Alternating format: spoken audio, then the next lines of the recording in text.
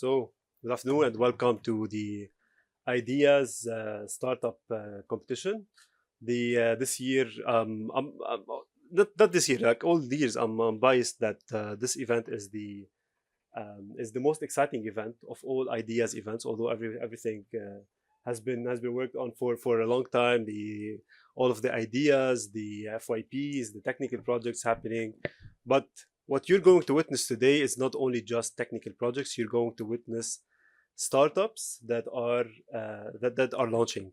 Not only that, but you will be witnessing also entrepreneurs, students who are embarking on their entrepreneurial journey.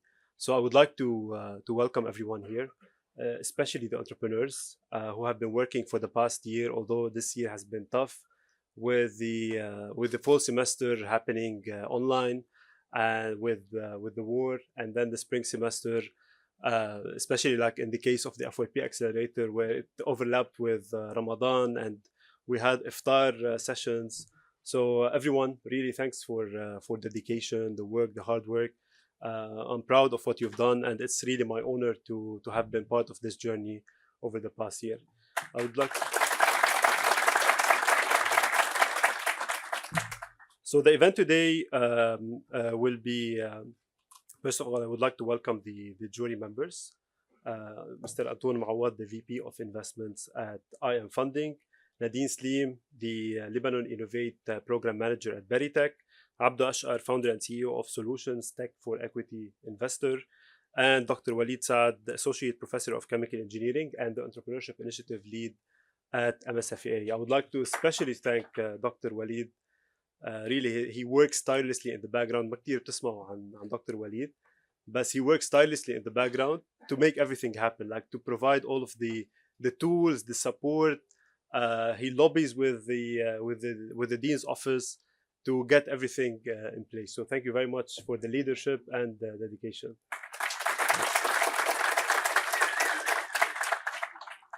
Kamena, I would like to thank the dean and the dean's office for making entrepreneurship a priority, not just a priority in terms of a marketing gimmick or just as a show off that we are trying to be innovative, but really the dean's office, the dean and everyone at MSFEA are making entrepreneurship a priority. And I'm excited to see what the work that Dr. Walid, Sami, and the rest will be working on next year to revamp the whole entrepreneurship initiative, to make it really a touch point across the entire student experience at MSFEA. So although you're seeing great traction of entrepreneurship already happening here on campus, but next year and the years onwards will witness even more activity. So I'm excited to see how this will pan out. All right. Finally, I would like to thank Fusion.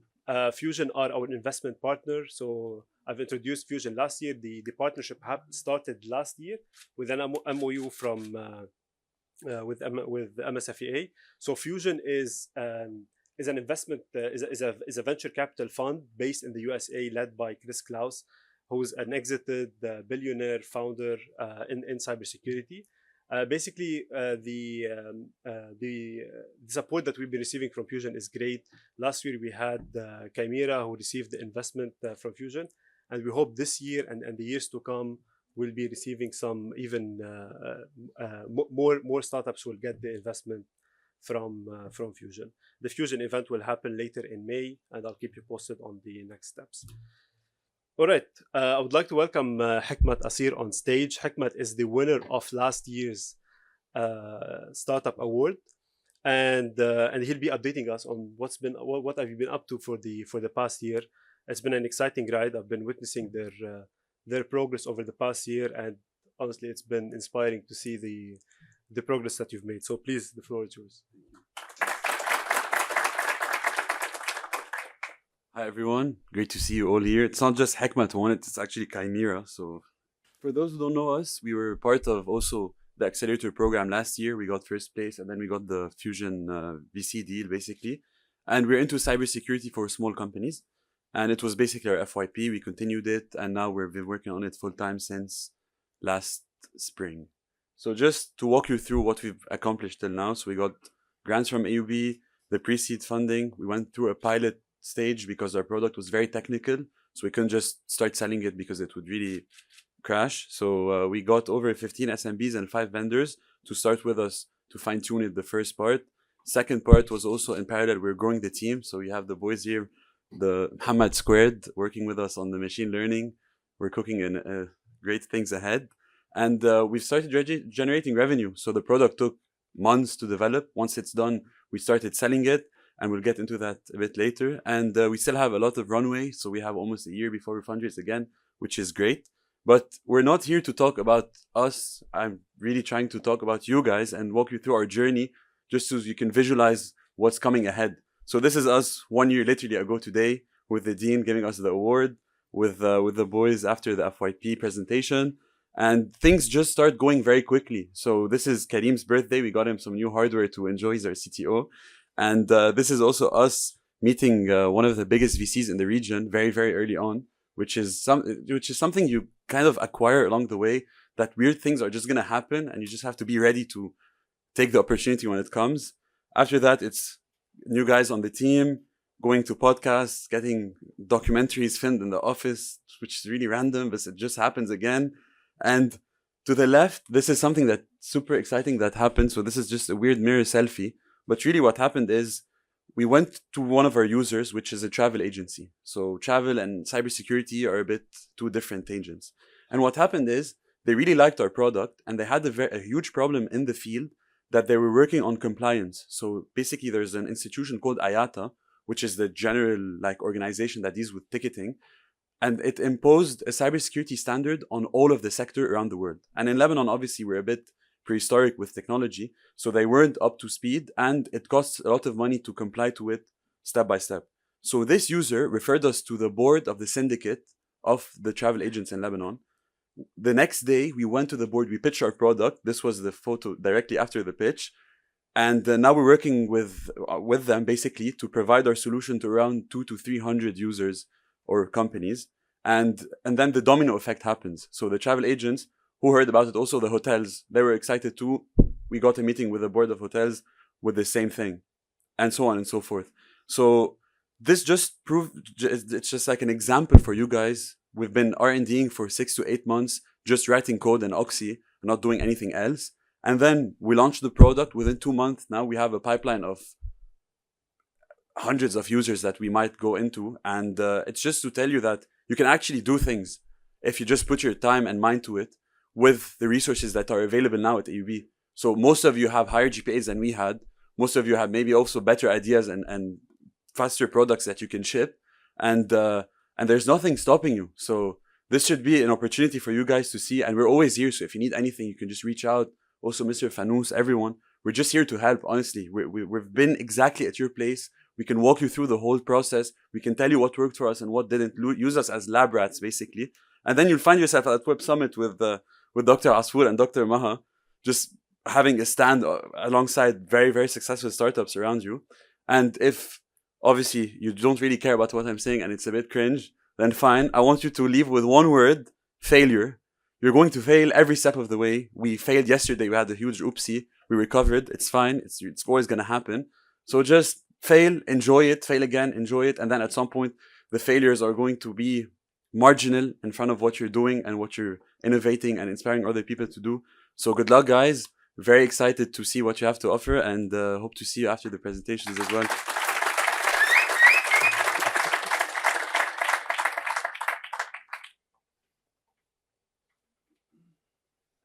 Thank you, Hikmat. Thanks very much. So Hikmat has been instrumental in the outreach campaign back in September. We were going to classes and Hikmat was saying, you can make it, you can get the Fusion investment. And now you're helping us in also converting some of the entrepreneurs into, some of these potential entrepreneurs into full-time entrepreneurs. So really it's possible, it's doable.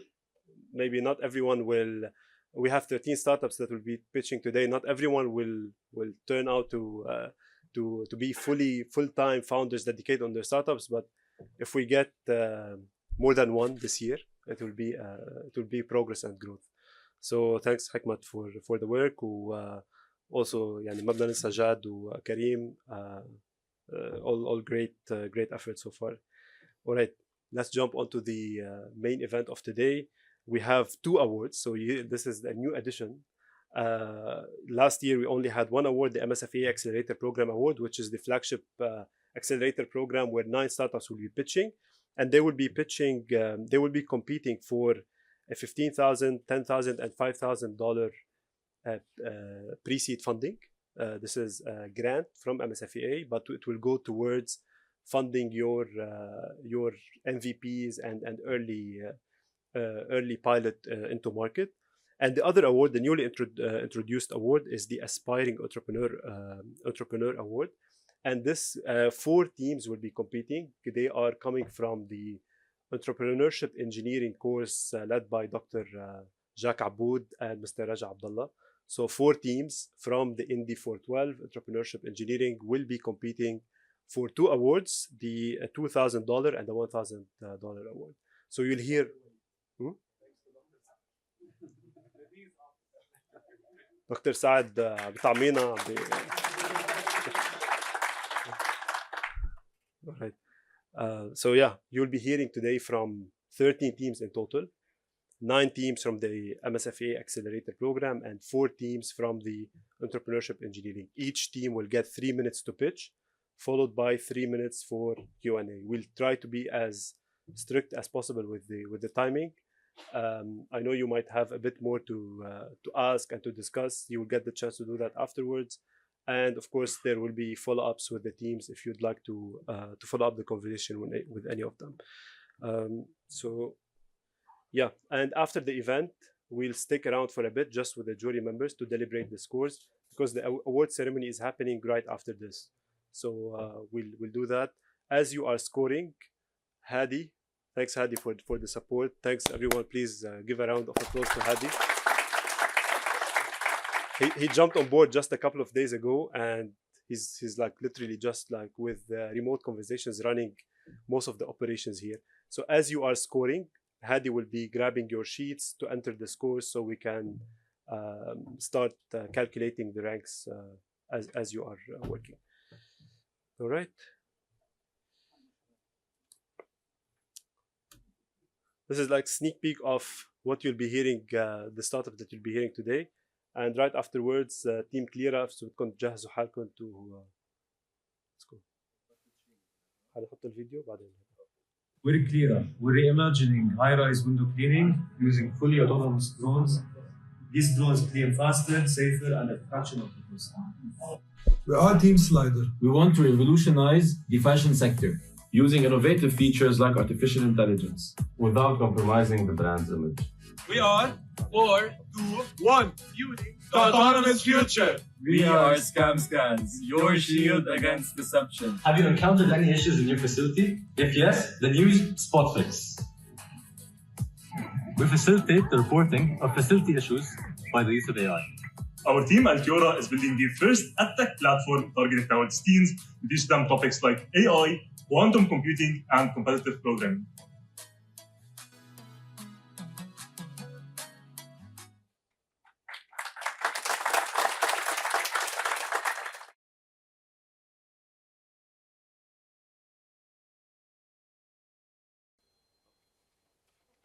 Hello everyone.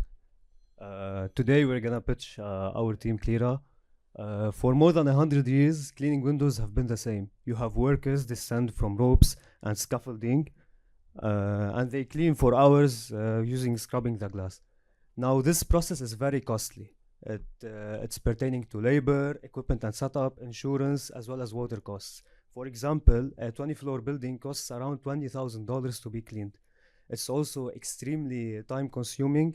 This same building that's 20 floors takes around 2 weeks of cleaning. While being a very risky procedure, it's also a not sustainable method. We want to change that with our drone, Cleara. Our drone, you simply press a button, it then starts mapping the building and cleans every window at a time. But what does it cost to operate? To be honest, zero. But you're gonna ask, how is it zero? Well, we only gonna charge the battery using a little bit of power and a little bit of water thanks to our innovative brushing technology. Our drone is autonomous, so one operator is needed to operate the drone, and that's it. Therefore, with our drone and with our cost, it takes every other business other than Cleara out of business, basically. So our speed is incomparable. For example, a 20-floor building with our drone, imagine having tens of drones working on it at the same time. Guess how much time would it take to clean? Less than a single day. And of course, involving zero risk. As for the business model, we'll provide B2B services for facility managers and real estate owners, where we'll price based on square meters cleaned, while putting a price that's less than 50% than the cheapest option. We'll also partner with cleaning companies. We already have 2 LOIs with the cleaning companies in Lebanon, where we'll be doing pilot testing with by the end of the year. So at stage 1, we launch in Lebanon. We'll validate our working principles and iterate on software and design. By mid-2026, we launch in GCC, specifically UAE. In UAE, there are some drone companies working on cleaning,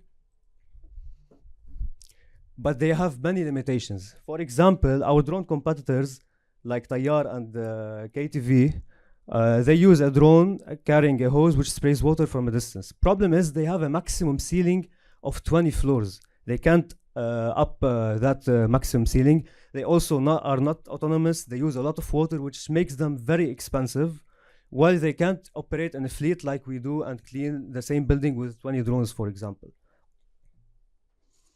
Therefore, all in all, our drone slashes all competition in terms of results, in terms of price. It's a faster and more sustainable solution. And therefore, we'll try to enter the market in GCC. In UAE, there are thousands of buildings that are 10 floors and above. With our market strategy, we want to enter and penetrate 1% of that market. And with our average price of 10K, in comparison with the 20K of the market, we expect a projected revenue of 900K after the first year of launch. I am Ali Yaoub. Me and my teammates are all mechanical engineers. Specifically, me and Ibrahim have launched an e-commerce brand 2 years ago, where we almost scaled it to 6 figures in revenue with 30% profit margin. Thank you.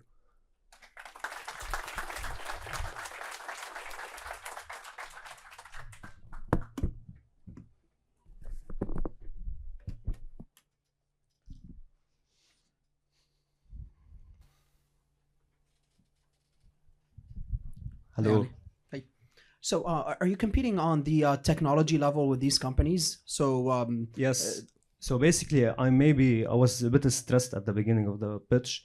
Basically, our drone is incomparable. You can't compete with it in terms of. Validated it? Yes, we have validated the cleaning mechanism as well as the autonomous algorithm. So basically, let me explain a bit. So we don't have cost of operation because you need only one operator. The single operator can operate 20 drones at the same time. You don't need water as we're doing contact cleaning. It is fully autonomous. The only cost you have incurred during operation is power, is a little bit of water. You still need to spray a little bit, and the payroll for the operator, and that's it. So basically, our technology makes it very hard to compete with, and some of the businesses we talked with, cleaning companies, they said that if you actually launch this product, you will be out of business. So yeah. So what's the durability of these things? So I suppose if you clean, a small surface, it could last. But if you're cleaning a full building, how many times you need to replace it? Okay, so for every flight, our drone is expected to clean around 40 meters squared. After cleaning 40 meters squared, you have to change these contacts, and you just clean them again and you replace them. Now, in the operation, you just replace them and then you clean them afterwards. Okay, and what's the cost per building for, I know they're cheap, but generally the full cost for the building? For the drone? Not just, not just this, like the full cost. The full cost of the system will be around 3 to 4K. Okay, and you're charging 10K for it? No, it's not charging. I was giving an example of a 20 floors building. Yeah. A 20 floors on average price is about 20K. Now with my operational cost, it's gonna be almost negligible. I'll charge 50% of that. Okay, cool, thanks. Hi, I'm just a bit worried about your calculations regard to follow up on Abdo's questions on the cost. So I don't think it's just about the cost of the capex here, but you have to take into consideration other costs. So Based on this, how are you planning to have a revenue model? Is it subscription based, for example, for cleaning companies? Is it per building? Is it gonna be as a monthly revenue for you? How are you planning to do this? Okay, so for real estate and facility managers, we'll try to get annual contracts because every building needs at least twice cleanings per year. During the annual contract, we'll price based on the building, how many square meters. As for the cleaning companies, we'll provide for them competitive pricing because they will be able to bring us more customers. In the long run, we're not gonna partner with cleaning companies that much. We're gonna provide our service. Example, if I enter the market of GCC, I'll provide only the service there. If I don't want to enter, for example, KSA, I can just sell the drone there or lease it to some companies. But mainly, it's a service model for real estate and facility managers. I'm gonna do the cleaning myself. Okay, thank you. Welcome. Thanks. What distribution channels do you have? How can you distribute this to more buildings more rapidly? Okay, so based on our marketing experience, we're gonna do basic marketing like leads campaign. We're gonna also meet with managers and facility owners. So basically, our main target is facility owners, especially in GCC, because there are huge blocks of buildings that are owned by a single facility manager, and we want to make a contract with this facility manager in order to clean all the buildings they have. And manufacturing these drones, how long is it going to take? So if you have an inflow of a lot of buildings that are, that want to come today, how long would it take you to manufacture, let's say, 1,000 of these drones? Okay, so and what's the cost? So we can basically estimate if you have enough capital to get enough drones to get to your deliverables as fast as possible. So first of all, after we finish the full design, we're gonna send it to manufacturing. Different parts are gonna be manufacturing different lines in China. Shipping takes about 2 weeks, about 2 months to ship these parts. We're gonna ship other motors from other stuff in the world, and basically to assemble the whole drone, it takes less than a day for a single drone. So 1,000 drones with a good team of engineers, we can assemble them in about 2 months. So the whole process will take 4 months after finishing the full design, of course. You mentioned that your product is not to be compared from a technical perspective to your competitor's product, right? Did you think about the intellectual property aspect of it, the IP strategy, how you will be moving forward? Okay, so we're gonna have an IP on our algorithm because autonomous drones, if they can literally copy the drone, I think. But what we can do is get a patent on the algorithm or an IP on the algorithm, as well as for different protocols. We're gonna talk with different agencies. Like in UAE, there is the DACA, which is about licensing drones and giving waivers for drones to fly in residential areas. We're gonna get all the waivers for that. So we're gonna get the patent for the mechanism as well as the algorithm for the autonomous software.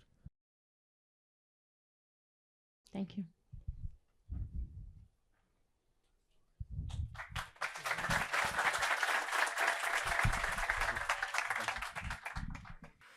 Hello everyone, we're Team Episense and our team members are Samir Mabtout, Hassan Awada and myself, Zahra Awada. It would be a holy grail innovation in the world of medicine. This is how Dr. Wasim Nasiruddin, a medical doctor in the epilepsy department at ABMC, described our project when we introduced it to him. But why so? It is because epilepsy is a lifelong disorder that cannot be cured, so we need to adapt with it. It is a neurological disorder characterized by recurrent unprovoked seizures. These seizures are sudden bursts of electrical activity in the brain and can affect how a person appears or acts for a short time. So the problem with epilepsy is with the sudden attacks. Epileptic attacks occur suddenly in unpredictable settings, and it's dangerous because patients experiencing an attack will lose control over their body and mind. This puts patients in danger of accidents. Our team collected responses from epileptic patients, and we found a common pattern of fear of getting an attack while doing sensitive activities and worrying about not being with someone who knows how to deal with their epileptic attacks. Our team proposed the solution. All an epileptic patient needs to do is wear a portable EEG while doing a sensitive activity like driving, and connect it to our mobile app, which will predict the approaching epileptic attack, alert the patient and chosen guardian, and send the patient's location to a guardian. We shall display a demo of our app explaining every component. First, we have the login page. Then we can turn on the location to share it with the guardian. And here we have the dashboard page, which contains the patient's current status and the ability to signal a manual alert if the ML model doesn't capture the attack. Here is the sound of the manual alert, and when triggered, it would send a message to the guardian and call him. Now moving to the analytics page, we can see the seizure records for the last day, week, or month. And here is the settings page where we can change the profile, manage the guardians, and change and agree to the privacy policy, which has an option to share his data with us to train a better model for a discount. Now this is the alert message that would be sent to the guardian, accompanying with the patient's location. Now for the market, it is estimated that 50 million people, epileptic patients, are in the world today, with an estimated 1,000 deaths per year due to accidents related to epilepsy. Now for our business model, it consists of two components. First, a first purchase for the EEG, which is about $700, and a monthly subscription of $10 per month to maintain the app services. We shall utilize medical centers and hospitals to reach our patients. And now moving on to our competition, we have three types of apps. First, apps that lack both a predicting and alerting system. The second is the type of apps that have a manual alert system but no predicting component. The third type of apps is actually Embrace, which is an app connected to a smartwatch. This smartwatch measures the heart rate and the blood pressure and predicts if an attack is coming or not and sends an alert. But the disadvantage or the fault that it has is that it can only detect attacks that are related to physical motion, which are only a fraction of the epileptic attacks. Now for our traction, we have previously won a $600 grant from MSFEA at the last Ideas event, and we are currently doing research on this project with Dr. Rida Assaf at the CS department. For our future path, we aim first to collect a larger data set, then train a better model, then test this model with a portable EEG with live patients, and finally launch our app. Join us in enhancing the quality of life for epileptic patients. Thank you for listening. And this is a demo for those who would like to try our app, but only for Android users. So you can scan this QR code and download our app if you want to try it.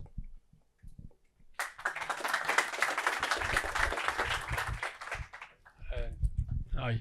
So regarding health techs in general, you need approvals from regulators. So have you asked about this, whether Lebanon or the region or your target location? Yes, in Lebanon, first thing, we are not doing diagnosis. So this is something that is easier for us. This is for diagnosed patient. Second, for Lebanon, we are doing our research with Dr. Wasim Nasruddin at UBMC, who's a neurologist.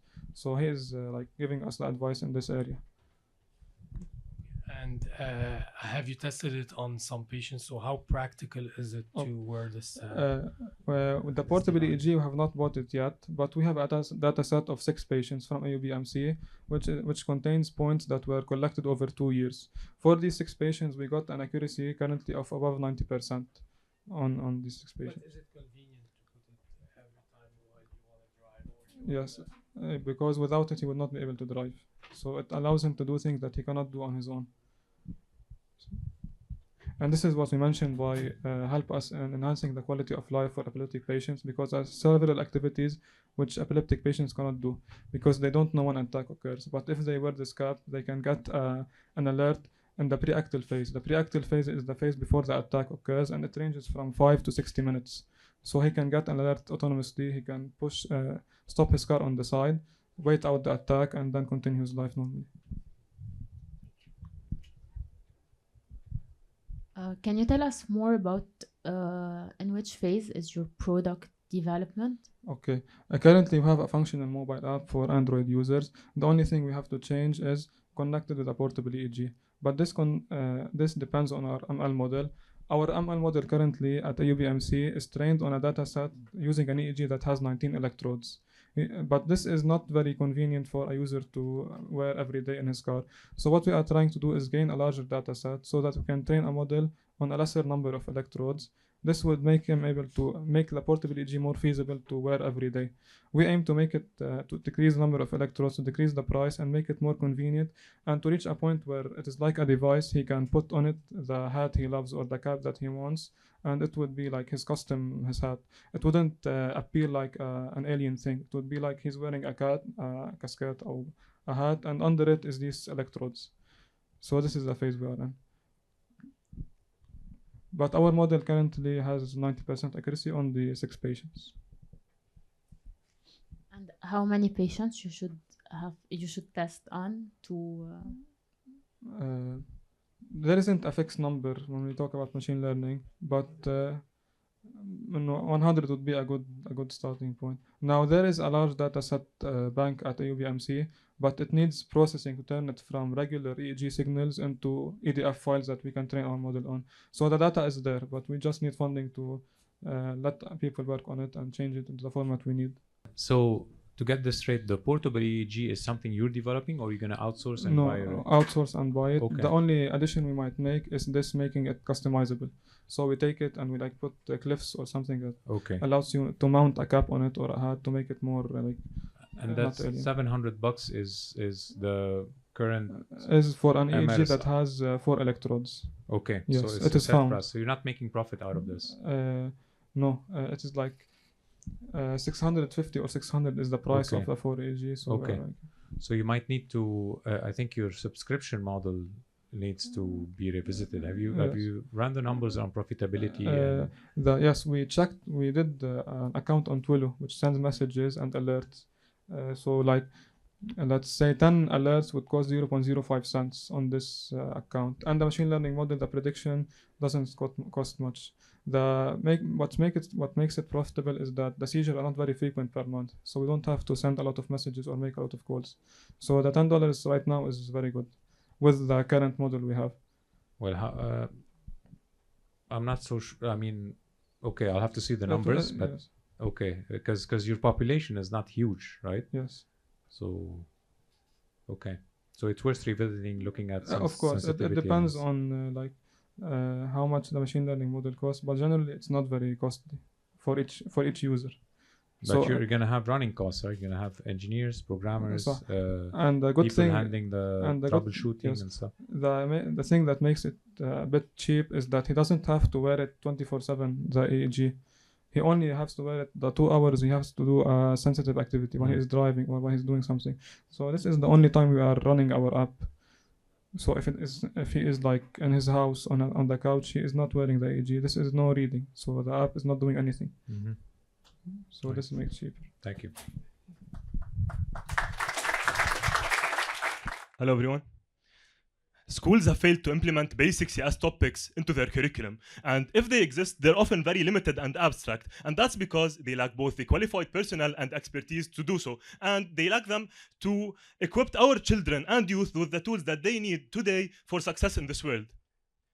And here's where we come in. We provide them with interactive lessons, project-based learning, and a curriculum that's tailored towards this age group. Without going very deep into the math and theory, we provide them with just enough mathematical intuition and technical coding skills to build real-world projects like the ones that we build today in university or even in companies. Let's take a look at our website. Here's our intro into AI fundamentals. The user can go through the levels, gaining XP along the way, and going through different lessons. Let's take a look now at the lesson for neural networks. And this is the basis for stuff like ChatGPT and large language models. And this is how it's being given right now, with complex partial differential equations and math that's very intimidating for the student. While usually the student doesn't need to know all of that. Here's our solution. We provide the student with interactive modules where he can play around with different scenarios, adjusting the complexity of the model and visually seeing how things play out.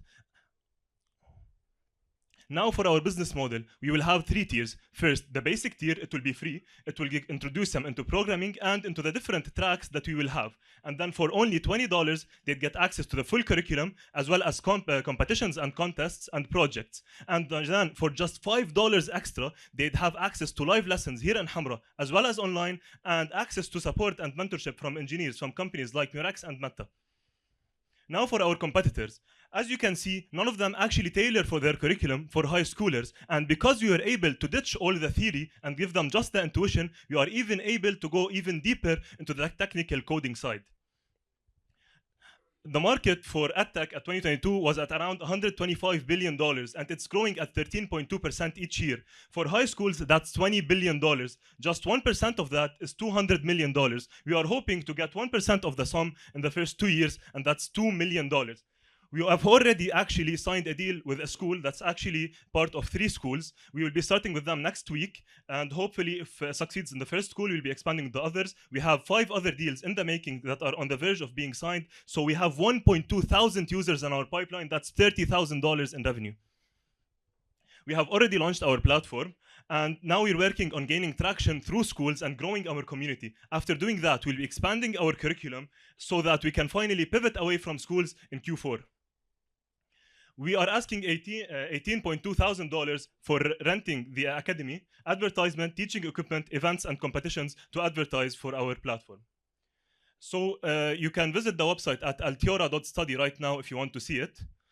And I was with you, Abbas Naeem, the competitive programming officer at ACM. I've also been working on launching a competitive programming academy. I'm a founder of a competitive programming academy for high schools. Nadine Mshek is the president of the Quantum Club at AUB, and Hussein Turmus is a co-founder of a very successful AI academy called AI Journey. Thank you.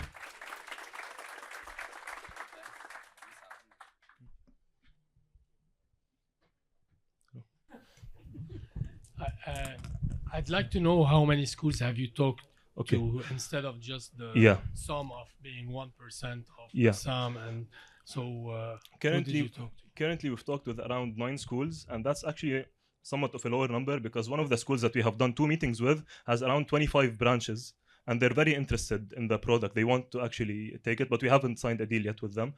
So basically around 8 schools, but as I said, we also have a deal with the Quantum Club. What was their feedback? They were very enthusiastic. Every school that I have talked with, I'm sitting actually with the heads of the schools. They are very, very enthusiastic. All the schools today want to have these things. Actually, there are competitions that are happening left and right in Lebanon for schools, and I've heard from a lot of them that they are eager to have qualified students to compete in them, without even talking about the competitions. They come and tell me, okay, there's this competition, I'm sending my students, how can you help me out? They're very enthusiastic, and they want to teach their children these things and be future-proof and relevant. We also have 2 other partnerships other than schools. Here now they're going to have a quantum summer camp for schools at AUB. It will be done on our platform.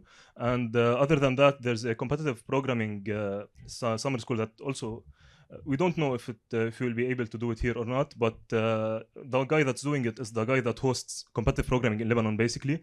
And also it will be done on our platform. The curriculum for that summer camp is being done by engineers from Meta and Murex and stuff like that, and the entire curriculum will be on our website. What is your competitive edge? Why would no other edtech company do what you're doing? I think the current exists. That's a great question. Actually, if you look at EdTech for these topics, now we're teaching stuff like quantum computing, competitive programming, and AI. This stuff usually they either don't target high schoolers at all, and if they do, I faced this problem personally when I was in school. If they do, they barely scratch the surface. While students, we can actually give them the intuition and the technical skills that they need. Through these interactive modules. We also have a community. We have a great community that will be doing competitions and contests and projects actually that will be on the websites. Okay, thank you. So hello everyone. Every hour 20 clothing items are being sold. Online shopping is broken. Look at how confusing and unorganized filtration can be. As you can see, you can get lost in 500 pages of unwanted items just to find your perfect fit. In fact, we gathered some actual insights and feedbacks from professionals and customers backing our idea. MENA fashion brands are stuck in the past. They burn money on ads without smart visuals, and when discounts fail, they dump stock for pennies, losing revenue and data. So how are we different? For users, we're making shopping easier. Just like your physical assistant in real life, Slider provides you with your personal AI stylist tailored to your preferences and your current needs. So no more searching through 500 pages. Now all this is connected to virtual models that write the clothing for you and a virtual fitting room, which is simple. So as you can see, it's simple. Find what you like using one small message, see how it fits, and get the best product it can be. Now for brands, we're all about flash sales. They can list their products on our platform with exclusive discounts and for a limited period of time, which is a winning recipe proven in Western countries that is for user engagement emphasizement. And they can also list through a permanent format. Moreover, through our AI tool, brands can generate ads in minutes featuring them on the platform. So what did we build? A platform that does what others don't. So in fact, after we studied each competitor in terms of AI innovation and shopping experiences, we conducted that Slider leads in fact with innovation features all backed by seamless logistics. That's why we're on the top right corner where innovation meets user experience. Now you might ask me, why now? Well, according to several sources, shoppers abandon carts due to uncertainty about the product, while they expect AI-powered shopping experiences. So indeed, the market is shifting fast, and Slider is built for what's next. So how do we make money? In first place, our main income source comes from a commission-based model with brands. In the second place, we have a basic plan that covers all shoppers by default. And Slider Member is made for frequent users, granting them early access to flash sales and many other benefits. Now, based on our market sizing study, we are working on a 5% share of market with a volume of 470K. And following our business model for B2B, this business model expected to generate a profit of 37K, and for B2C, 36K in the first year, so reaching our SOM during the first 3 years. Now, concerning our go-to-market strategy, on the shopper side, our coming soon page is up, and the marketing campaign is ready. And also, we decided to include a winning recipe for delivery logistics that consists of using supermarkets as hotspots for picking locations. All this in exchange for exposure from our shoppers. On the brand side, we've had several meetings with key players. 2 meetings with Tony Abu Ghazel, Senior Treasurer at Azadea Group, and Elie Mrad, which is the Excellence E-Commerce Manager at Holdal Group. And we already have a meeting set on the 19th with Azadea's Marketing Manager, Hala Harib, to showcase the first flash sale deals. We expect the brands like Giorgio Armani, Lacoste, and Ralph Lauren from a deal with Holdal, and Adidas, Bershka, and Decathlon from a deal with Azadea, brands that have a workable margin of sale. So this is our roadmap. It is divided into 4 quarters. We expect by quarter 2 to fully launch the platform, and by quarter 4 to launch the mobile app and go into the MENA region. So we're asking for 15K. The funds will go into 3 parts: running the platform, growing our reach, and building strong brand partners. So this is our team. In fact, it is very diverse with required skills for the job. And who of you guys is ready to slide with us into the perfect fit? What are you waiting for? Join the waitlist. And you can scan the QR code to check our landing page. Thank you. You can also fill in your emails to join the waitlist. Yes, and get early access to sale products. Okay. So here there's a question that comes to my mind. So is it about onboarding the brands first or onboarding the clients first? So what kind of offline job have you done regarding the potential customers, and have you tried building already a community, and have you started on this front? Well, actually, we've already started with testing the features. We're implementing them and focusing right now on the back end so we can tailor them perfectly and make sure that they work correctly. And in parallel, we are gathering users, like we are gathering emails on the website where we can send them when the flash sales launch, and we can give them early access to these flash sales. And so we're building the community from now. And also we're launching the Instagram page through this intensive marketing campaign with an expected 500,000 reach, and we're already in talks with influencers who can reach more than 5 million followers. Yes, so as Maroon said, in this type of business, we have to target the 2 main components, which is the shoppers and the customers. We can't target one and don't target the other one. So as he said, we're doing a campaign which consists of Instagram ads and meta ads. We want to use the tool of exposure. Concerning the Instagram ads and TikTok, we're already in talks with influencers that have followers over 5 million plus followers each. So that's concerning the shoppers. For the brands, we have to prove our product first. That's what we are doing. And as we said in the meetings, they emphasized that in order to do a deal, we have to make these types of tools. And they are very interested in those tools. So on the 19th, we have a meeting with Azadea, and they will see our core features. And based on that, they are optimistic till now. So yes, that's our plan. Thank you, guys. So just help me understand how, I mean, your competitive edge technically, how were you able to develop the product that's gonna make this experience, you know, tailored, and how difficult would it be for your competitors to adopt this? Well, as you can see in the first slide, this is one of our competitors, and like, who would want to scroll through 600 pages to find the right product? That's a search for one white T-shirt. So this is only for want a men. white T-shirt.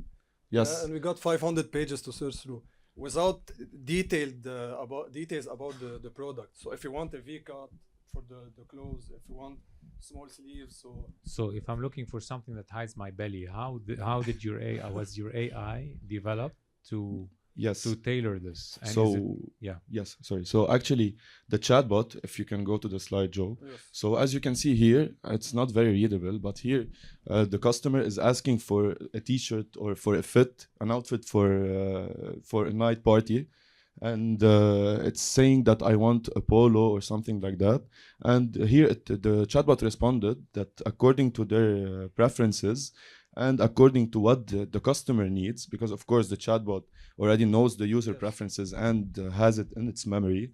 So it tailored the perfect outfit, and the user then can try it virtually or generate an AI model that can try the clothes for him. Yes. So each user, when he will do an account, he will put his size, his bust size, all his sizes and the preferences, and based on that, like ChatGPT, when he has a memory, he will answer to the question based on his preferences and on the prompt, the certain prompt that he will put.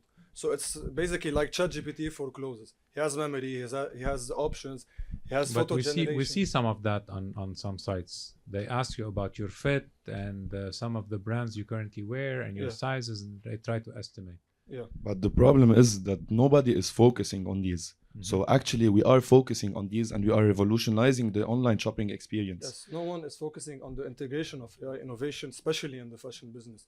So it's And just a forecasting about what you want to do with your clothes after. Does it work for shoes? Yes. Yeah, we tried it. That's the actually actual conversation. yes, it works perfectly for shoes and for eyeglasses, for hats. The challenge is in shirts or pants. So actually, that is what we are working on right now and what we are testing. Okay. Yeah, we are talking about the virtual fitting, because the AI model fitting is already, it's an API that can be implemented into any site. Thank you. Thank you. Hi. Okay, we're Purify X because every drop matters. So as we know, water is the most important resource in the world, and in a $1 billion market, Lebanese households spend approximately $650 for bottled water, which generates 8 kilotons of plastics every year. And over 90% of this bottled water contains microplastics, and 70% of Lebanese households lack safe water. So our device is very not invasive. You just place it under the sink and you get easy access to clean water, and it's 4 times cheaper as the number we mentioned previously. So how electrodialysis works? So we have the potential difference in electricity with ion exchange membranes for water desalination. So the leading market in water desalination techniques is reverse osmosis, or RO. Our device compared to RO costs 50% less and provides 2 to 3 times more water recovery, has double the lifetime, provides less noise, and is easier to maintain. For the marketing campaign, we currently have a live website where you can learn more information about our device. And we have social media platforms like Instagram and Facebook, because the idea of drinking tap water in Lebanon is a foreign idea. So we need to market that idea and make ads to help the Lebanese population have the idea to drink tap water. So for the packages, we have the basic package, which is $450 for under the sink installation with a smart monitoring app to view the TDS of the water and a 12-month warranty. The premium package, which is $600, has under the sink installation with a smart monitoring app and 24-month warranty, free filter change, and free maintenance. For the early bird offer, which you can sign up using our website, you can get the premium package for the basic price, and we have a yearly subscription of $120 for free filter change and free maintenance.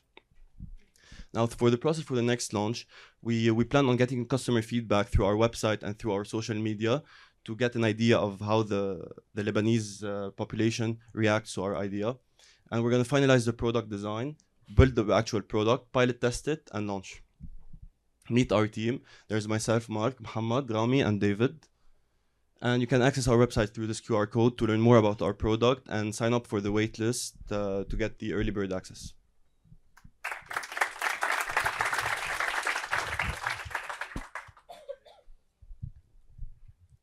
I would like to know more about your competitors and what differentiates you from.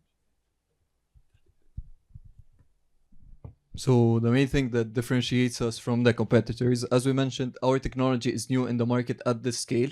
So ED usually operates at the large scale, and our main benefits are mainly the operation costs. It's 50% less, so it requires less energy. It will last more than double the time. So basically, current RO devices, which are the household utilized desalination techniques, last 2 to 5 years. Ours lasts between 5 and 10. Also, ours has smart monitoring apps, which aren't that common in current desalination devices and water treatment devices.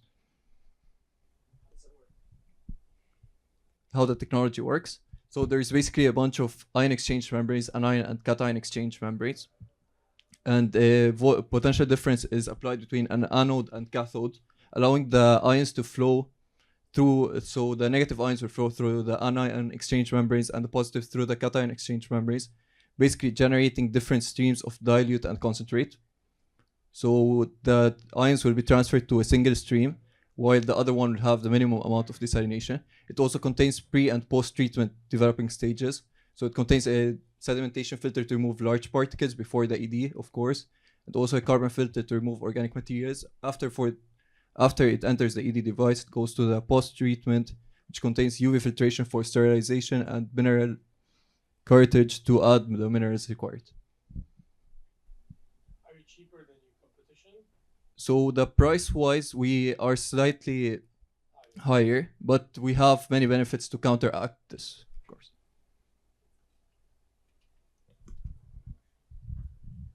Okay, so how do I know that it's actually gonna clean well? Like as a consumer, right? Like I'm kind of like, okay, I have a filter at home, okay, and in the office actually, but you know, I have clean water kind of coming. Now you're telling me use it for tap water. It might have chemicals. Does this clean it? Is it good? And you know, if it's a concern of mine, it might be a concern for other people as well. And how do you basically mitigate such concerns? Of course, that's one of the main differentiators actually between us and other brands. So in other brands, you have to just trust the brand itself that it is clean, as opposed to ours, which actually has constant filters, and you have a real-time data on the app, which will basically display what everything in the water, the amount of salts, the amount of the salinity, the TDS, and it won't allow actually the water to flow unless it meets a certain requirement which we need. Thank you. Disclaimer, these are my students, so they're chemical engineers, yeah. Just to say, I think the subscription model, you're going to have to make that or consider making that the main model you're going to work with to afford your growth. Because if you sell one machine and you're gone, you're just going to work on the filters. It's not going to provide much profit for you. If you're on the subscription and you have the app and all the stuff that come with the app, that will provide a much healthier way to grow the company. And I know some companies who work on those water machines in Dubai have shifted towards that model to grow faster. So thank you. Thank you. Hello everyone. Today I will be presenting 4-to-1, where we are fueling the autonomous future. So this is a video of a regular driving day in Lebanon, where we have erratic motorcycles, people cutting each other off, poor infrastructure, and just overall chaos. Now, in this video, we have a Tesla running on autopilot in the US, where it failed to detect two people jaywalking, and the driver had to manually intervene to stop the car. So just imagine this same autopilot is operating in a scene similar to the first one. We can only imagine the accidents that this could have led to. So this brings us to our problem that autonomous vehicles are still incapable of operating in most parts of the US outside of the US and Europe. And why is that? This is due to poor roadway infrastructure and erratic driving from all of the agents around the car. So this brings us to our solution, Edge Collect, which is a data set that collects edge cases where we have a sensor kit that we deploy on a human-driven car, and we have a simulation of the client's autopilot running simultaneously, and we are constantly comparing the autopilot's decision-making with the driver's decision-making, and whenever we notice a huge difference, it will trigger an event, and we will send the full scene back to our servers for further processing, and so the client can retrain their models. And this is one example of many data collection drives that we've had, where we had a bicycle cutting us off while driving. Now, why now? Saudi Arabia is making autonomous driving, and it's investing a lot in their Vision 2030 project. And in Dubai, they're planning on making 25% of all of their public transportation fully autonomous by 2030. Now, as for the market, we are part of the mobility as a service market, which has a total addressable market of $160 billion, and we are aiming for the GCC area, which forms 10%, so $16 billion, and we are aiming for a 1% market share, which is $160 million. As for our business model, we have 3 different tiers. The main difference between them is the price per unit per car per month and the number of cars that are operational for the specific client. And we have a custom tier for any other parties that are interested, such as research labs. As for our competition, we have Mobileye. They basically have a monopoly on the market, and they collect every type of data. What gives us a competitive edge is that we are capturing exactly the scenes where the autopilot fails, and we are sending them back to the client so they can retrain their models. Also, they are an Israeli company, so it does not allow them to operate in certain regions in the Middle East. As for the roadmap, we are planning on deploying our first prototype soon, and then we are in parallel fine-tuning our digital twin, where we will be running the autonomous pilot, and then finally we'll go into the market outreach, and then finally scale and expand to the whole region. As for the traction, we have Jean-Pierre Allama, who is a Siemens engineer. We had several interviews with him, and he always emphasized on the market needs and the industry's need of such data, especially in internal projects in Siemens. And we actually met also with a Chinese company who is XPeng, and a Chinese company XPeng, and they showed interest too. Our ask is $15,000. So we can deploy our first sensor kit and validate our end-to-end system. Please meet the team. We have Hassan, Muhammad, Ralph, myself, and Mustafa. And you can book a meeting with us for a demo. And if you have any further questions, you can do so. Sorry, I'm not very familiar with this hardware. So the driver puts it on the car, or you have to sell to the brands and to the car sellers. Who are you selling to? This is just to put us on the same page. And I saw there's a mismatch, because you were talking in the beginning about roads, like Lebanese roads and Lebanese status for the drivers and everyone, but your target market is KSA and UAE, where the driving is very well organized and the roads are very well maintained. So are you going to the GCC or to Lebanon, India, I don't know, other markets like this? So to answer your first question, what we're selling, we're not actually selling the sensor kit that we're doing. So this is what we have as a company. What the final product is the data set, so the company can retrain their AI models. So, and the way we deploy it is we make, for example, we make a deal with a taxi company. We deploy our sensors on their cars, and their drivers just go by their day and they drive everywhere. And we have, and everything is constantly monitored and then sent back live into our servers. And this is, and we finally sell the data itself. Now, for the second question, so regulations are very tight in Europe and in the GCC area. So they have the autonomous companies, autonomous car companies have to increase their robustness whenever they are working with their cars. And one very good way to do so is giving them the cases where their cars are failing to operate. So this is why we said that we're targeting that. If I can just add something, we've already had talks with people who live in the UAE. We had a person called Ray Dargham. He's a CEO of Step Up. It's like an events plan. Long story short, there's already Teslas in the UAE, in Saudi, in most regions of the world, where they're still not operatable. So yeah, we are targeting most third world countries. However, we're gonna start with the UAE because there's gonna be more funding there. Where the plan is to launch in Brazil, Tokyo, and India. None of these, okay, perhaps the UAE is a bit more organized, but the autopilot still doesn't work there. Thank you.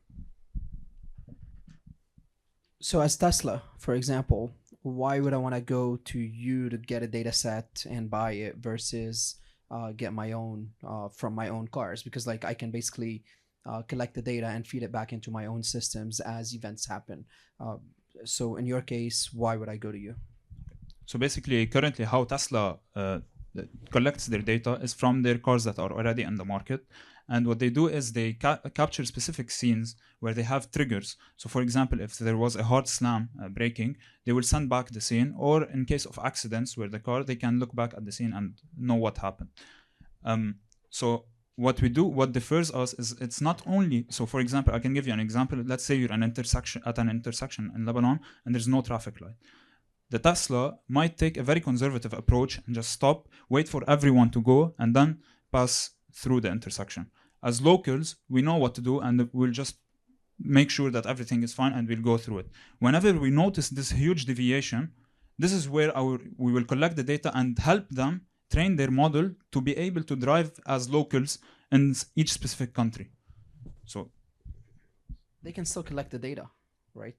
But they don't have the ground truth that we have. Yeah, they don't know how Lebanese people drive. I don't know. Okay. Yeah. So you're saying like they don't have the cars in here in general, like so your case would be more valid in places like here. We don't have. So Tesla wants to come to Lebanon. Okay. Then in this case, I would need a data set that I can train my models on. Then your model would be valuable. So that's probably what we're missing here from what you guys have. Okay. Thank you.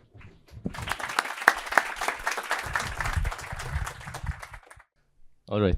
Hello, everyone. We present to you SpotFix, the solution to solve facility issues with one click.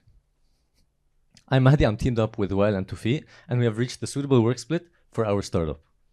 Now, if you're walking down the street and you encounter this streetlight, what do? Who do you contact?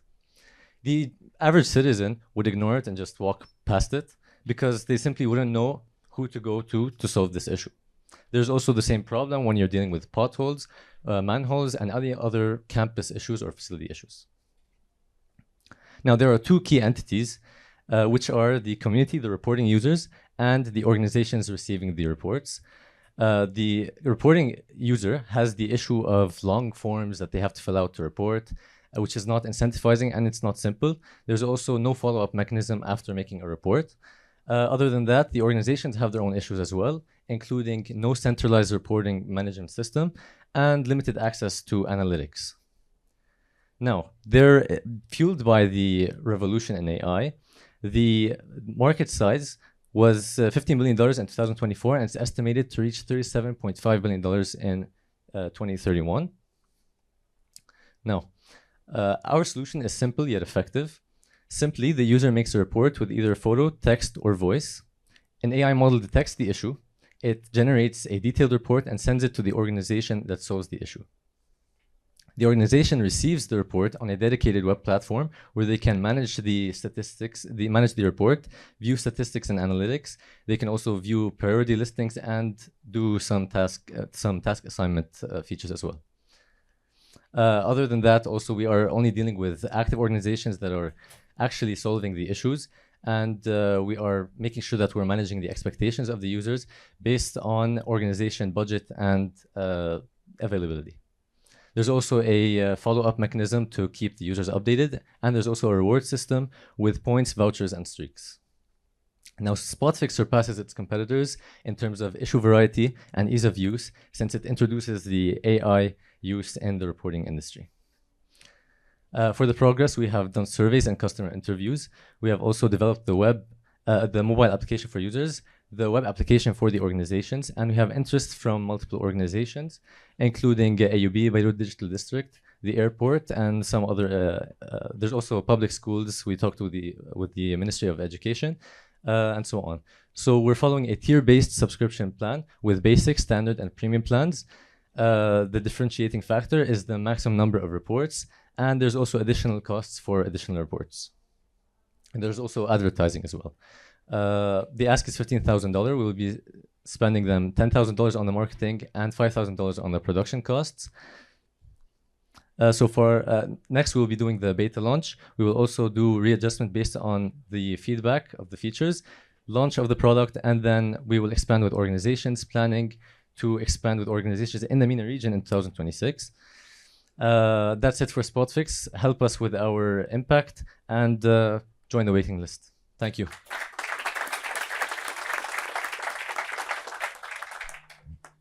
So from a market size perspective, can you tell us how you plan on capturing it and what size are you targeting?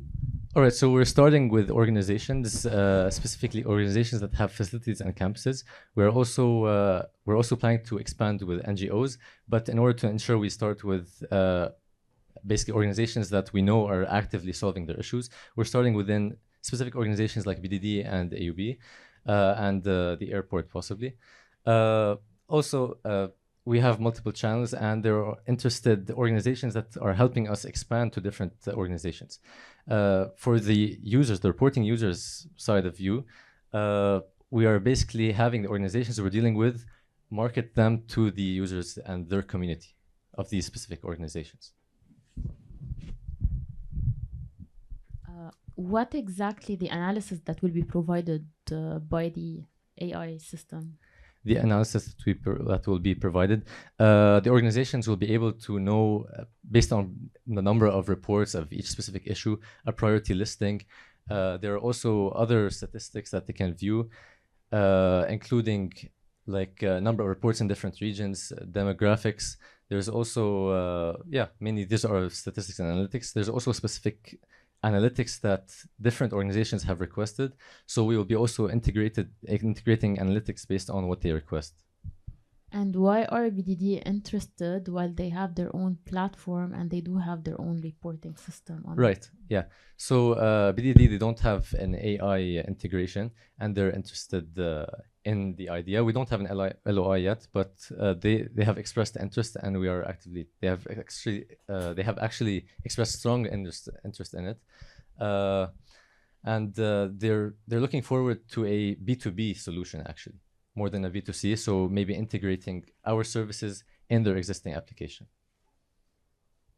What type of services? So basically API calls. We would be using this AI solution in our backend. They would be using the APIs that we provide. Thank you. Thank you. Thank you.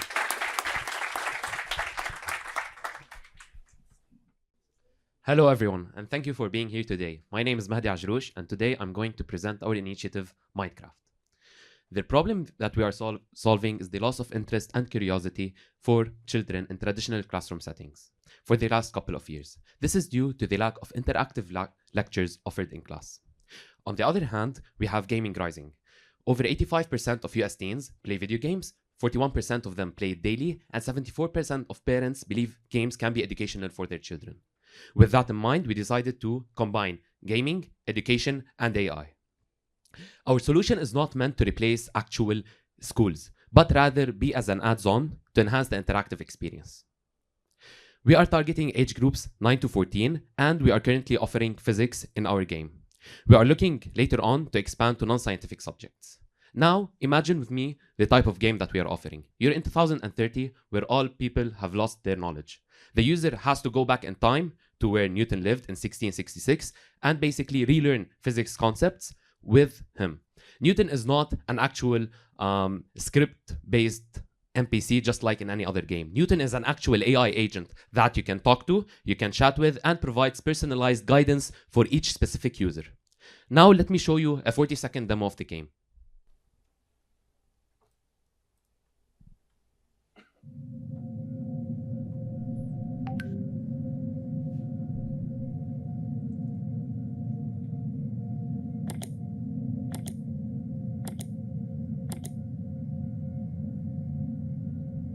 Hey kid, come here. I need your help.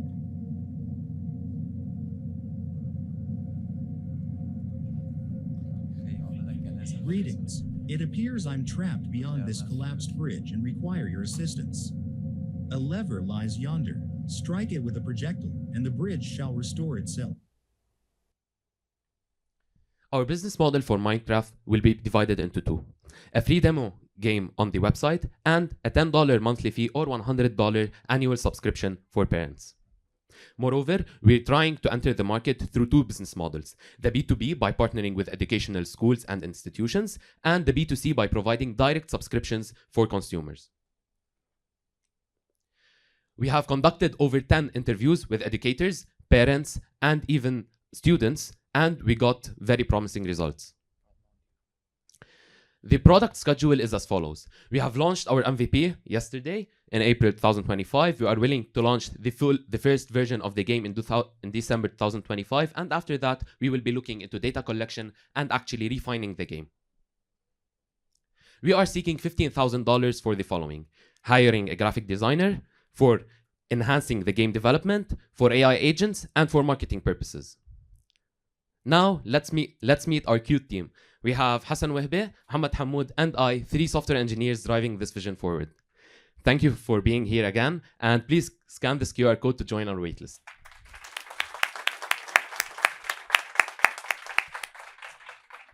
Thank you, guys.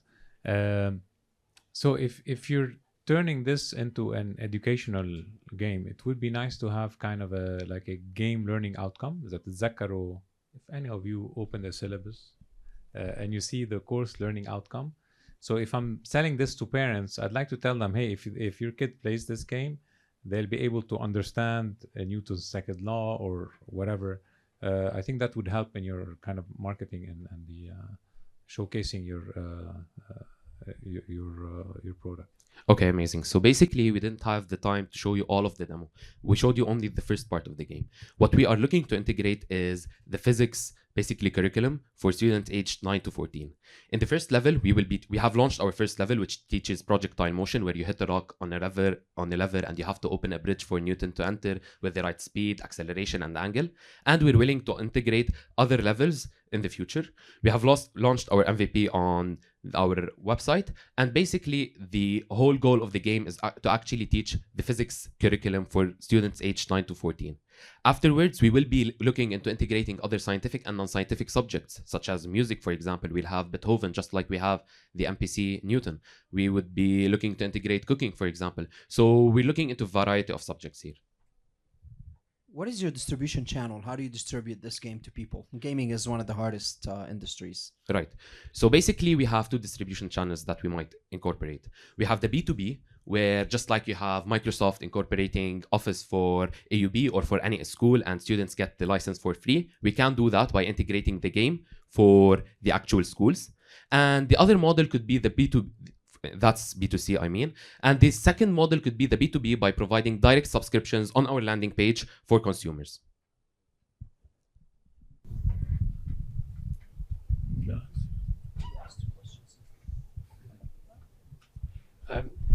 I'm just want your validation on the B2C aspect of this. So of course, I only represent myself when I speak about this. I'm a parent. So for example, what will it take me to pay this amount of money to put my kids into gaming? while they are already going to school, already getting access to other edtechs. There are some clubs to get to computer science for coding or for physics or math or all of these things. So is the B2C the right channel? You're talking to parents here. B2B, you mean, right? No, the B2C. B2B, I'm fine with it. But the B2C, what's the feedback from the market here? Okay, so basically we have conducted over 10 interviews with parents and students. I'm not a gamer, and you might not be as well, but these two are gamers and they know a lot around the gaming market. People tend to play games to actually get entertained. They don't want to study while playing gaming. I understand that. But what we're actually adding to the game is that, as Dr. Walid said, we gamify the experience. So basically you have certain missions that you want to complete, just like kind of your entertainment, but we added the educational aspect in it. I think what would motivate the parents to actually buy this for their children is, as I mentioned previously, 74% of parents in the US believe games can be educational. So when you sit there and see your children playing Fortnite, Call of Duty, or other games, you might think, why not play a game that can actually educate them? So I think there are two parts. When we integrate this as B2B, parents will automatically have to integrate this at home. And the B2C would be much more harder because they would actually have to subscribe. But parents that are actually having trouble with their children playing games on their phones while they're asleep, that would be a very good solution for them. Thank you, everyone.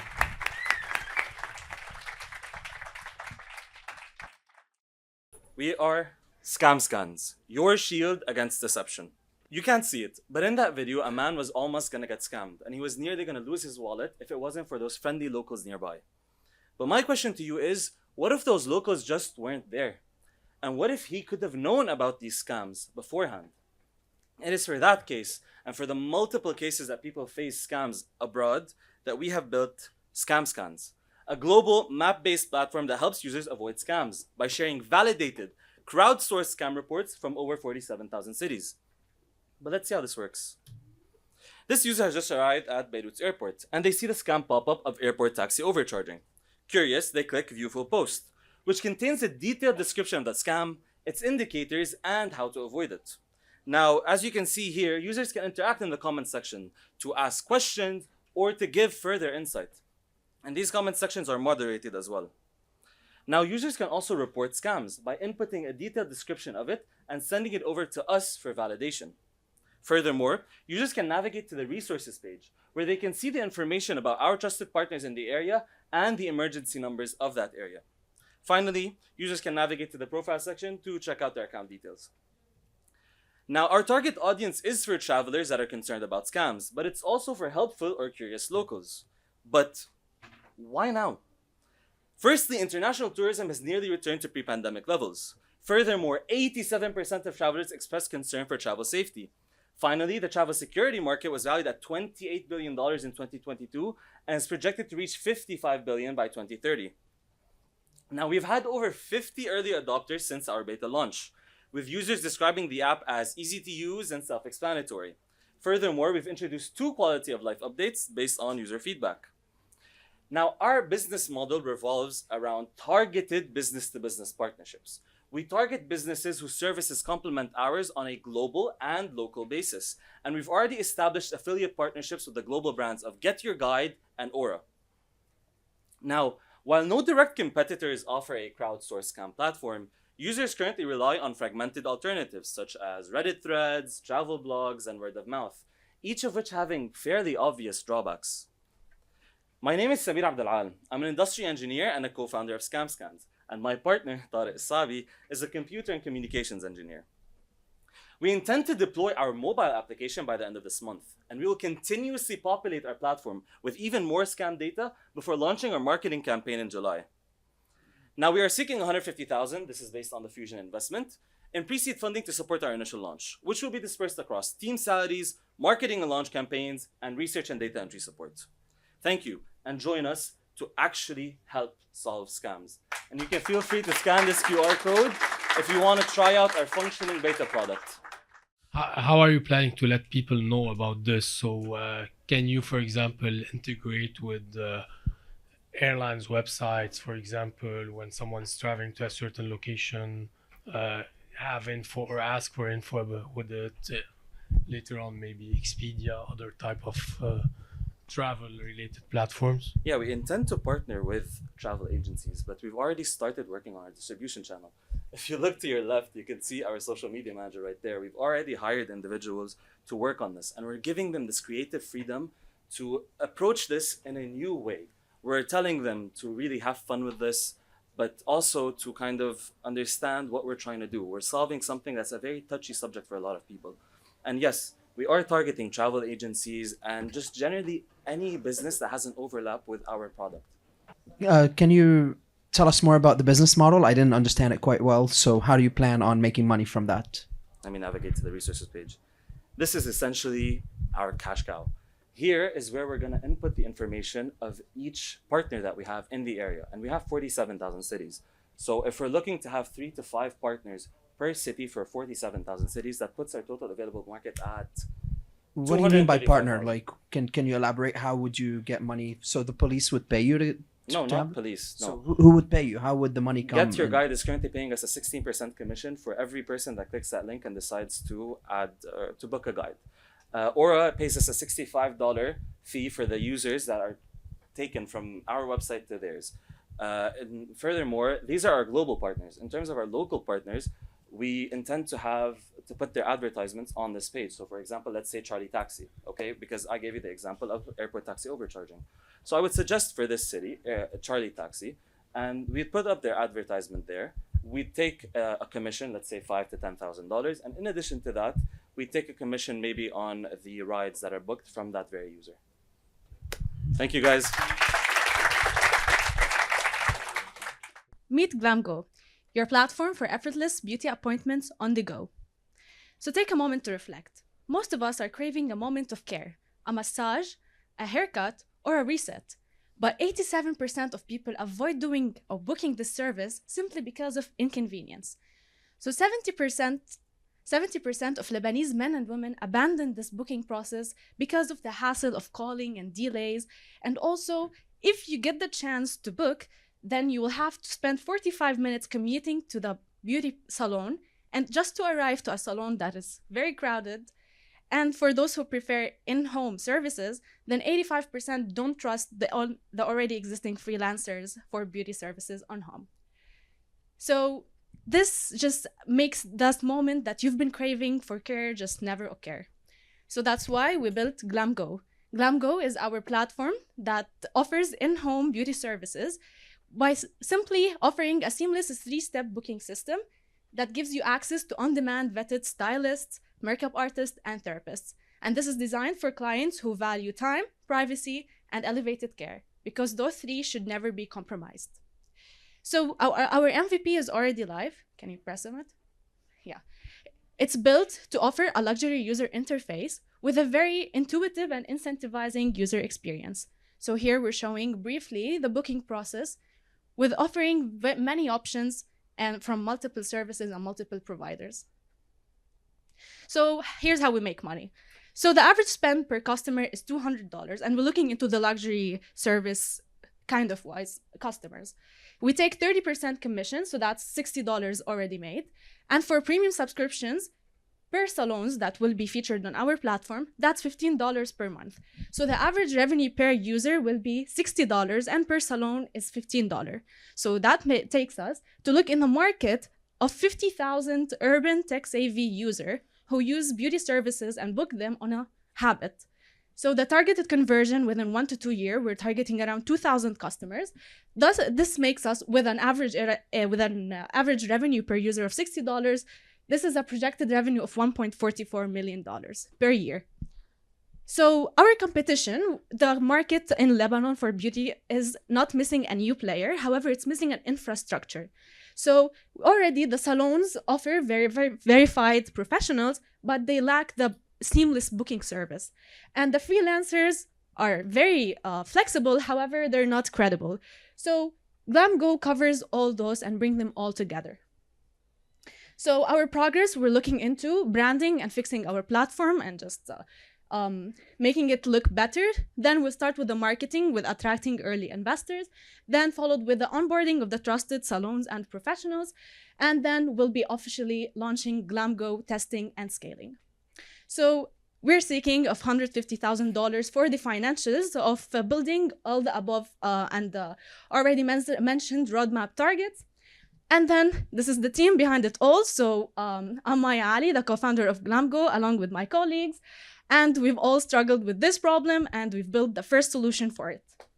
So GlamGo isn't just a platform, it's a redefinition of how self-care should feel like. So I just want to know about the dynamics between the four of you. And there was 5 persons? The 5, yeah. yes. Exactly. So isn't it a lot of co-founders, and how are you dividing responsibilities between every one of you, and you all coming from the same background? Yes, so myself, Maya, and Nadine, we've handled the more of like branding and design, as well as the front end development. So our backend engineers will be handling, assuming that we will have a very much pressure on our website with many users and salons and the clouds and this such and that. So first, we have to build a very reliable backend. So we have the API builds that's handled by Hashim. And for the cloud-based, we have Muhammad and Sami. Who's going to handle the sales? With the $150,000, we'll be handling our hiring very professional marketers, because we're not very professional in this specific sector. So we'd rather outsource, in a sense, this kind of matters. How would you get the customer feedback cycle if you guys as founders don't go down and meet with the customers?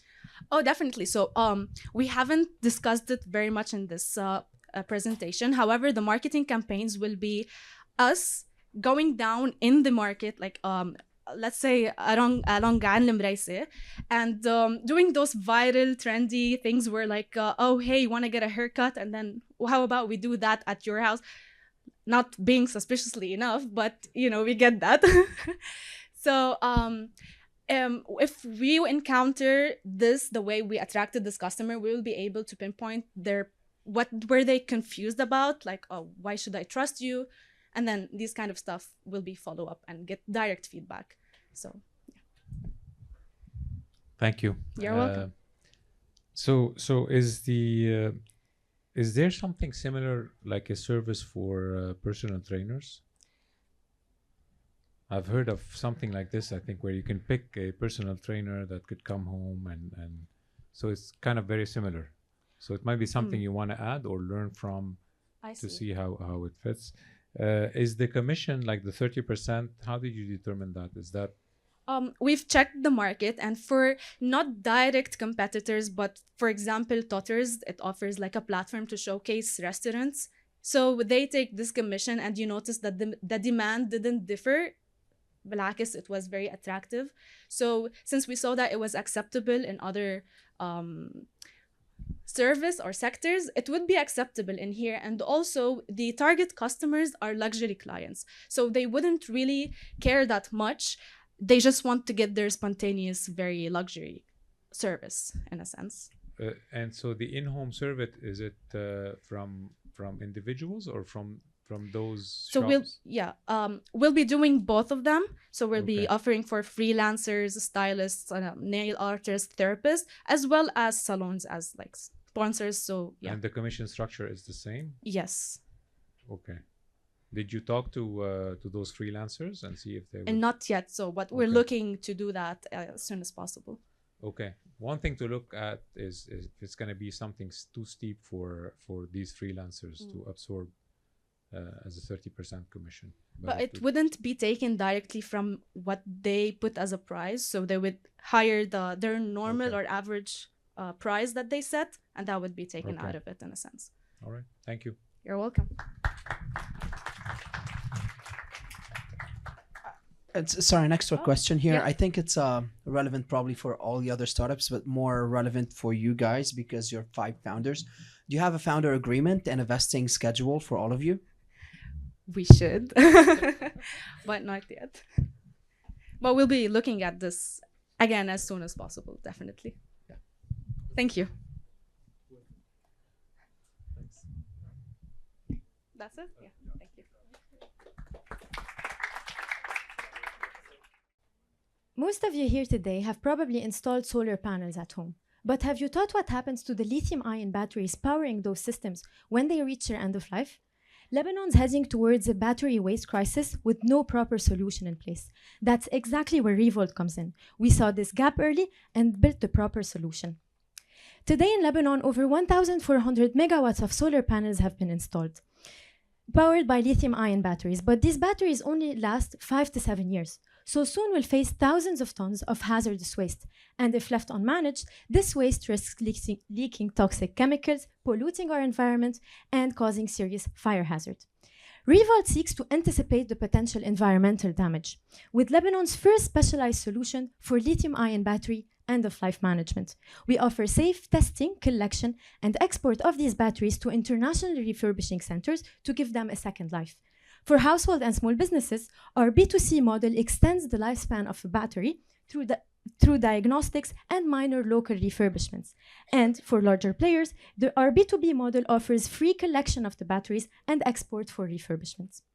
Our POC is a simple user-friendly website where customers can book their services based on their segment, from individual battery testing to large-scale collection. The timing is critical. Most of the lithium-ion batteries in use today in Lebanon will reach their end of life within the next 2 to 3 years. ESG compliance pressures on companies are rising, and regulations on battery disposal are inevitable. So Revolt is already building the system the market will need when policies catch up. Lebanon's solar market is fragmented with no real infrastructure for lithium-ion battery end-of-life management in place. Looking at our main competitors, EcoServes handle general e-waste. InCharge focuses on the refurbishment of only lead-acid batteries, and scrap dealers operate informally. So Revolt is the only dedicated player in the market that is focusing on lithium-ion battery end-of-life management with services and export-ready logistics. Our pricing is a simple pay-per-service model. For the B2C, our services range from $15 to $25, depending on the tier chosen. And for B2B, we offer free collection of the batteries and generate revenue from selling these batteries to refurbishing centers at $8 to $15, depending on the condition of the battery. Today, we are seeking $50,000 to fund additional research, purchase of testing equipment, and potential travel to visit international refurbishing centers. This will allow us to move from the POC to the MVP. We are also looking for strategic partnerships with local solar panel companies and collaboration opportunities with international refurbishing centers. Now, for the team behind Revolt, we are a group of dedicated and ambitious engineering students. We are passionate about building a scalable and practical solution for Lebanon's energy future with a strong focus on environmental impact. With Revolt, we seek to transform waste to watts, powering the circular economy. Thank you.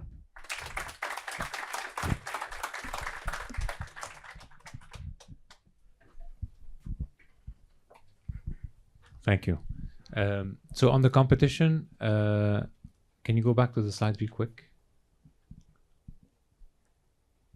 So is the bottom left, is that Yes, it's the scrap scrapper? dealers, Okay. yes. So how are you gonna overcome that? So it's gonna be easier for me if I see a pickup truck passing to give them this waste and get rid of it. True. How are you gonna overcome this?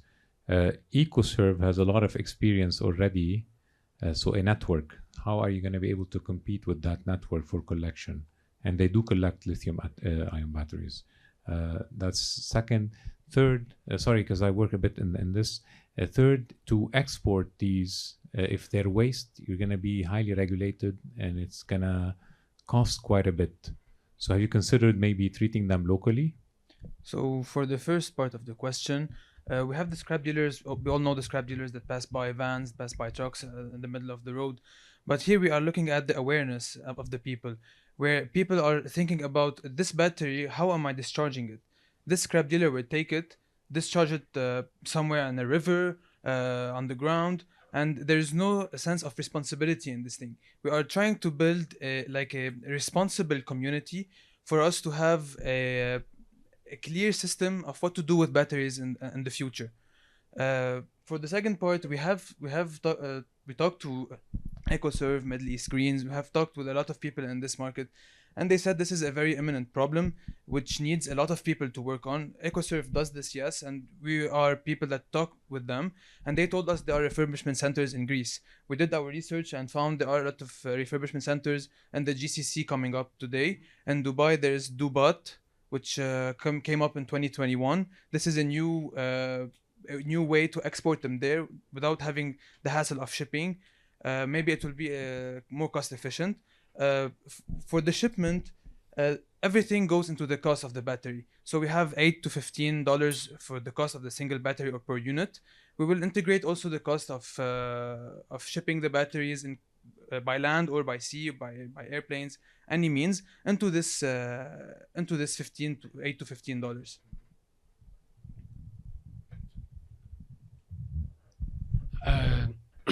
Again, out of the habit of people, instead of dealing with scrap dealers, so can you incentivize them with your partnership, for example, from the beginning to also share part of your revenues with them, or whenever a system is bought, for example, in the beginning, they get sort of a discount if they pledge to, for example, give the scrap at the end for you? So this is a system that goes into B2B. For the B2B, we're talking with a lot of people that are in the sales of these kind of things, batteries and solar panels. They have an agreement. So if you buy a certain battery from this certain shop, you'll have to return them to this person. So we will collect the batteries for free from these people because there's no regulation till now in the country for this type of things. So we'll collect them for free instead of going to waste. And we'll take them, refurbish them abroad, and give them back. This is for the B2B. For the B2C, we are concentrating mostly on the responsibility and the awareness of the people to build a better community, not just scrap everything off and throw them in the rivers or on the ground. If I may, also for the B2B, since now ESG compliance and CSR is something that is a lot pressuring companies, maybe in later stages, when we're developed even more, we could maybe get certifications or some kind of carbon offset, for example, for these companies. So this is how we would incentivize them to work with us. Just one last question. So what differentiates you from your competitor? Is it only that you're specialized in lithium batteries? So yes, this is one aspect of the thing, and the other thing is that we do testing. So we'll go to the location of the battery. We'll test it. We'll tell you this battery has 6 months left. This battery has you can't know the exact amount, about 1 year left, and then we'll give the other services as well. Okay, thank you. Thank you.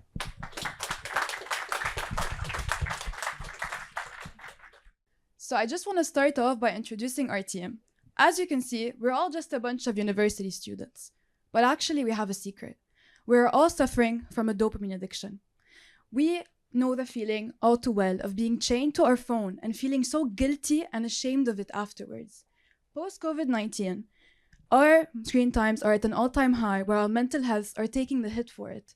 We've tried the wellness reminders, we've tried the ad blockers, but nothing is working against these billion-dollar algorithms. And we know that we are not alone in this, with over 93% of people spending over 3 hours of their phone daily, with over half trying to quit but failed, one user even saying that they are desperate and stuck in a loop. We understand the urgency of the situation, the urgency for our generation to take back their attention spans, their mental health, and their lives. And this is where we come in. Life XP is going to turn real life into an adventure. We are going to ditch mindless scrolling and actually complete activities that we feel proud of. We are going to use gamification, which is a method that we know works, and the same mechanics that apps like TikTok use, streaks, rewards, levels, but we have flipped the script to actually serve us. We offer the complete solution. We are unlike any app out there currently on the market. Let me show you. So here is a user. As you can see, this is their profile. They're going into quests where they can choose a challenge and upload a photo to the AI for verification that they have actually completed this challenge. And then here they are looking into the rewards that they can redeem using the points they accumulated and join community challenges along with their friends and other users. So our business model is a sustainable one on 3 pillars. So sponsored challenges, brand collaborations, and premium plans. The attention economy is worth over $22 billion. It's quite a large market. Our starting focus is at a $4 billion serviceable market at a 0.1% market penetration rate for $4 million. And the roadmap is quite long, and this is just the beginning. So first, we're gonna focus on creating buzz over the app, ironically, social media buzz. And then once we launch it, we're gonna focus on getting users to trust us. Once we do this, we're gonna get users to stay on the app, keep them engaged, and then we're going to expand to further other markets. So join us. Join us in the movement that Life XP is to make life addictive again. Thank you.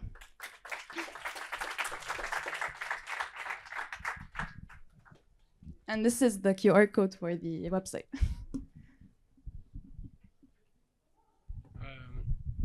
Okay, just one thing about if you have tested it with your colleague, with your classmates, for example, what's the next step? I know it's recent, but what are the next steps in terms of testing this with at AUB, for example?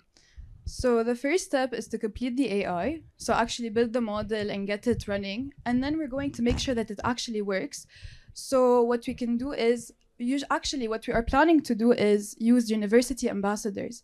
So obviously we're going to start at AUB, but we can also expand to LAU and universities where we have friends, make them ambassadors for our apps and get as many of their friends as possible to try the app out for us and actually create, buzz over it.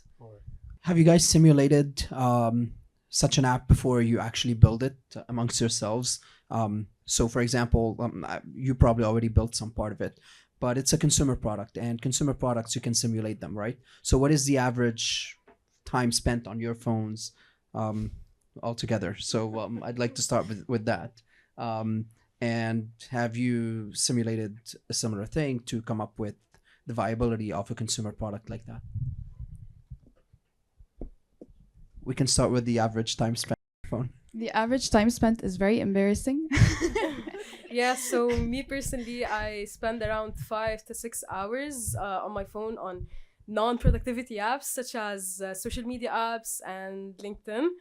And in terms of simulating what we want, what the solution that we want, we're all software developers, so we just developed the entire thing from the start. It was quite easy for us.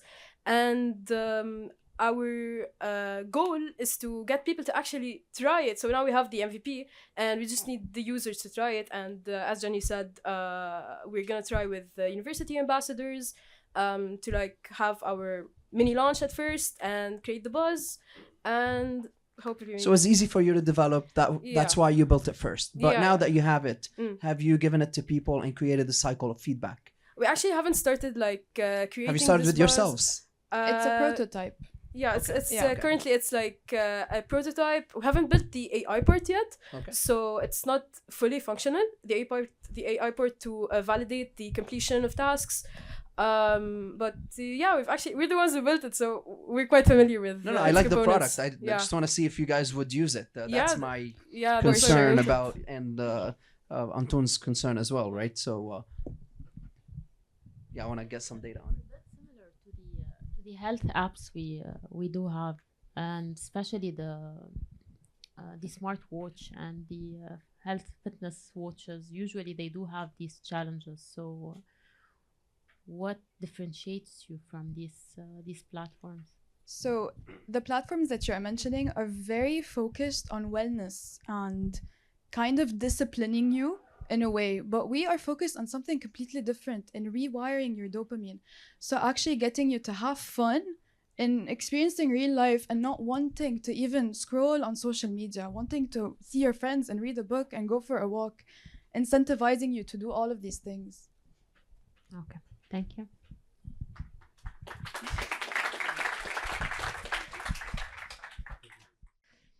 Have you ever sat in an Arabic class as a kid listening to an Arabic story and just feeling bored because you cannot relate to it? Or now imagine you're a child of a bilingual house and or growing up in a foreign country, yeah. So and you feel Arabic that it is unfamiliar and you cannot relate to it. Today's kids, they use social media, TikTok, and these things, and they are all mostly in English or Arabic. So Arabic storytelling really needs a new and fun, engaging way in order to attract kids. And that's why what inspired us to create SensoCube. SensoCube is a way to tell Arabic stories in a more fun, engaging, and especially tailored to kids. So Arabic is losing engagement among the younger generation. Parents want their kids to connect with their language and culture in Arabic, but find it boring or too difficult to get them engaged. So we need more. The existing solutions either are too academic or they are very screen-based. So that's why we introduced SensoCube. It's a multi-sensory interactive storytelling cube that has interactive story branching, meaning that the children use their touch, motion, and sound-based interactions to change the story as they're listening to the story. So for example, in the cube, as they're hearing, it's only listen, so there's no screen. The cube asks the child, do you want Snow White to eat from the apple? If yes, shake the box. If no, blow into the hole. For example, here. And how that child interacts with the box, that the story changes direction and branches into a different scenario. So this not only uses their touch, motion, and sound-based, but they also enhances the Arabic grammar, listening, and comprehension through engaging storytelling, making it a more adaptive storytelling experience. So we help parents and educators nurture their child's Arabic language skills and cultural connection through stories that kids can shape and feel in ways traditional books or screens simply can't match. So that's why in the first 3 years, we're mainly targeting Lebanese population, around 16,000 potential early adopters, and extending to the long-term market into $3.2 million. So the business model is a hybrid business model, B2B and B2C. B2B is through educational institutions, schools, or cultural centers, while B2C through online channels or offline channels. And the price point is around $50 per unit, which was validated by survey as the optimal range. As for competition, SensoCube stands out by offering hands-on multi-sensory Arabic storytelling, first of its kind. So there are the traditional storytelling there, but they're more based on Arabic. The apps that teach Arabic are screen-based. So SensoCube it's like the interactive learning tools, but have the Arabic language focus. So to date, we developed a working interactive prototype and conducted successful market validation where we secured that there is interest in the product. And so what's next? To pilot test with families to refine the design, leading to an MVP, and for the long-term vision, to integrate an AI-powered adaptive storytelling. So the stories are not just hard-coded, but they based on the child's preferences and language level, it customizes the stories in real time. So SensoCube is not just a toy. It's an immersive Arabic learning experience powered by imagination. So with SensoCube, we're reviving storytelling, reconnecting children to their culture, and making Arabic fun again. So let's build a generation of storytellers, not just screen watchers. Thank you. And this is the team.